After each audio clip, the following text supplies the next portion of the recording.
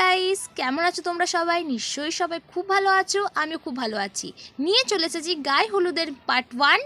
So এটা হচ্ছে আমার ফাইনাল লুক ছিল অ্যান্ড আমাদেরকে তাড়াতাড়ি করে খাওয়াতে পাঠিয়ে দেওয়া হয়েছে, কারণ গাইস সবাই আমাদেরকে ডাকছিল খাওয়ার জন্যে। সো রেডি হয়ে আগে খেতে গেছি, তারপর এখানে ফটো সেকশন চলছিল।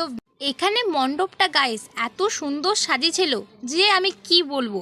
ইনি মহাশয় মেকআপ করতে করতে নাচছেন আর নিচে বাজনা বাজছিল, মানে ভাবতে পারছো। দিয়ে আমরা গেছিলাম ওই গায়ে হলুদ কুটতে, অ্যান্ড এত রোদ যে কী বলবো, মানে বলার বিষয় না, রোদের কথা তো বলার বিষয়ই নয়।